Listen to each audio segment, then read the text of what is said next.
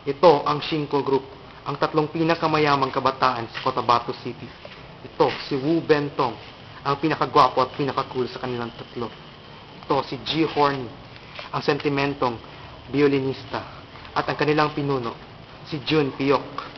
Ito ang storya na ng kanilang buhay, ang storya ng boys overacting.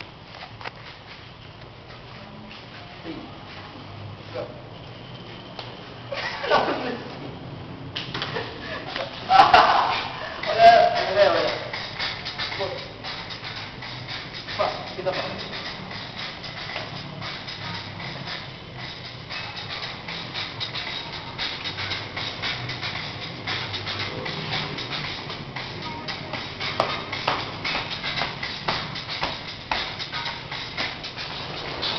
Cool. Kita na. Long time no see, Jun. Yeah. Diba tayo sa Instagram voice over acting? Yeah, bro. Yeah, bro. Acting tayo, Jun. Alam mo, Jun?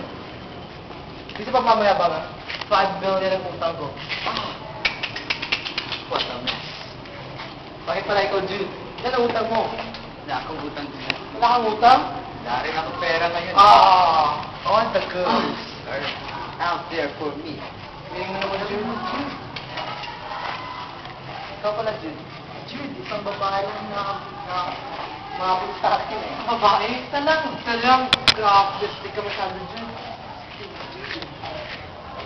Alam mo, Jude, ako maraming babae ang kumakapit sa akin. Bakit na, Jude? Hindi lang sa pagkagwapo ko, Jude. Nakangutang sa kanila eh. Ah! Hindi ba tayo, Jude? Kapagod maglakad yan. Nag-over ng thoughts ko, Jude.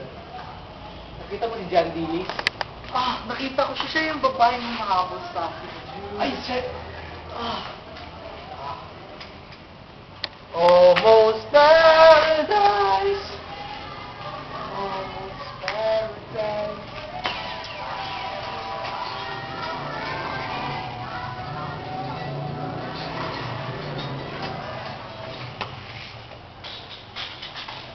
Okay, and these 5, 6, 4, 5, 6, 7, go.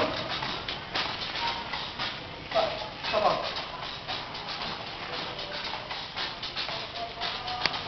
And we are the boys over acting.